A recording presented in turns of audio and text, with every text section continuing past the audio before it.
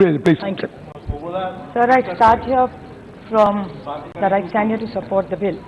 I appreciate that there are two small points I'd like to start. The Honorable Minister, in her reply, she started by saying a lot of the amendments that are made are because of the interventions and suggestions of this Honorable Supreme Court, which is welcome. But I would like to remind her, last week we debated the Companies Act.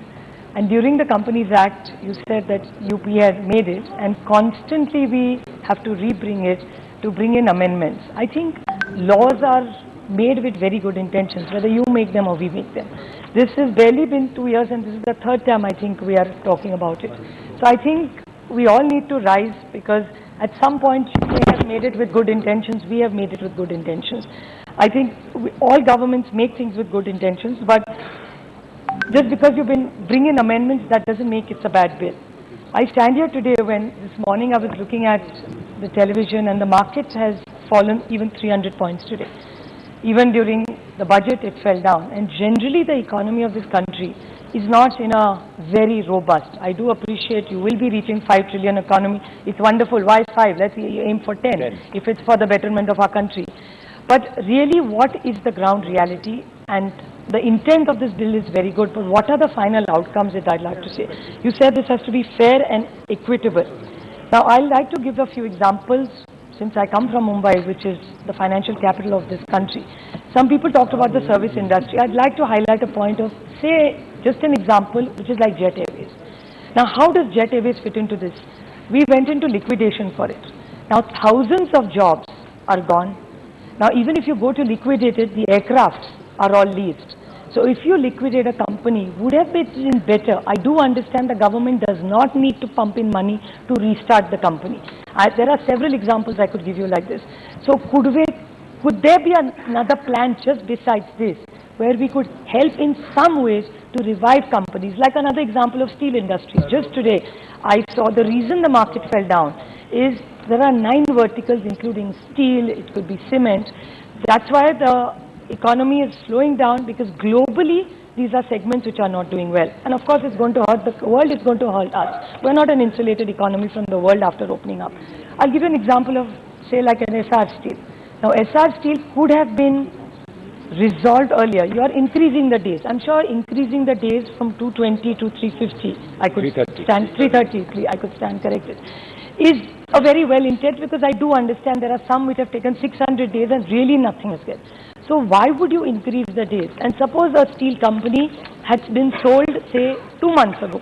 Probably they would have, it's not about the person who has started the company. We are not doing this for the owners. We are doing this for the final people who have invested money, who are the bottom of the pyramid, and including the suppliers. Why are we looking even suppliers badly? And you talk about unsecured and secured. Now, who is secured and how is it unsecured, and how do we bring that, make sure both are well looked after? Do we have the mechanism for it, is my question. So why are all these delays going on is something I'd definitely like to ask, just for my knowledge, and after you say it, I think the whole country gets a message. And this is not just, it's applicable to the car manufacturing. I come from the state where Pune district, most of these car manufacturers are absolutely bleeding right now. The companies used to do double shifts 7 days a week. Now they're only doing 5. So obviously these are all signals which are screaming for help. What is the government stand on this? Look at BSNL, HAL, salaries. We just discussed the code wages yesterday, which is a very well-intended bill. But Meghwalji was very kind enough yesterday when I talked about PSU salaries in that bill. He was very kind enough to say, send us a list, we'll try and intervene. But just intervention is not important. It has to be a sustainable model. And selling PSUs, bringing code in wage, being very happy that globally we are doing ease of business. But the reality, the common man and the economy is not saying so. So can we all put our minds to it? Because this is not about you versus us. This is not a political issue. India needs to grow. You agree, we agree. So what can we do by putting all our minds together to change this? And just by bringing in, I was thinking about this bill more or less since you've come. It's like, look at the Section 5. It's very complex when you talk about mergers. Now the NPS, the whole idea of bringing this in the NPS was 15 lakh crores that time. It could be even more, I could be stand corrected. But you brought in the resolution plan. Now you actually get more money in a resolution plan. You do not get in liquidation. So why are we looking at liquidation as an option. Like I brought on any service industry, liquidation gets nothing to anybody, nothing to the common man. Why we have got this bill? So what more can we do for this? And in the last 2 years, can we at least get a white paper? What have we achieved? You have given one reply. I think it was given in an unstarred question, where it says financial creditors, operational creditors. And with the resolution, just about 45% people only have got money. And with liquidation, it's even less. So if the government admits to this, can we have a white paper on this, that we have got this with a good intention? We are making changes only on the behest of Supreme Court. So what can we do more to improve the situation?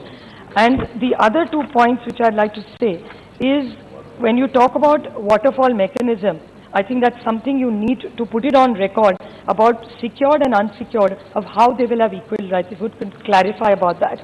There are 2 businesses which I'd like to highlight.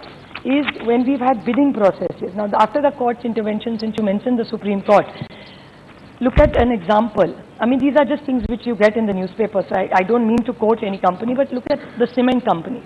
There was a cement company which lost thousands of crores. There were bidders, there was conflict of interest. This bill should have addressed it. Do we really need Supreme Court to intervene? And in the whole thing, the entire bidding process was derailed. So what was the government doing then? Why did we need this? The realty business which Gaurav Gogoi has already talked about, I'd like to go one step ahead in this. Suppose I buy a flat and you buy a flat. We both don't know we bought in the same place, even if we know each other so well. But if that realtor leaves or we have nobody to turn to, where do we find 50% people? Even if they'll say go to an AGM, how do you find AGMs? Where will we get a price to rise?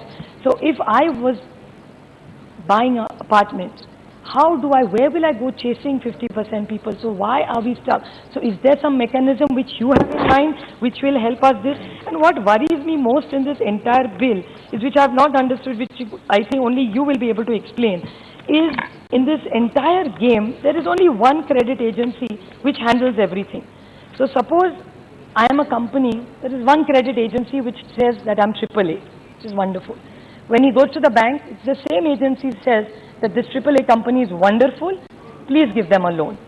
That same agency, when I go to NCLT, says, yes, there is a problem. So there's only one professional person who's called the RP, is handling all agencies. So the one who gives you the loan is the same person, the crediting agency. So one crediting agency, how will we stop all this mess? So how are we going to change this, and what mechanism do we have? Like this insolvency and all came into a country like US ages ago. So they are ready for it because of all the amendments they made.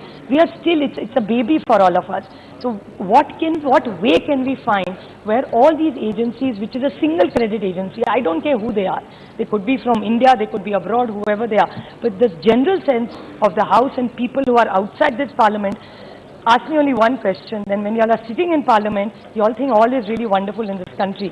But when you're on the field, it is not. I do appreciate your answer would be people would have not shown this faith in us and we would have not been 303. That's not the point. Right now, the economy is in the doldrums and there are markers which are screaming for help.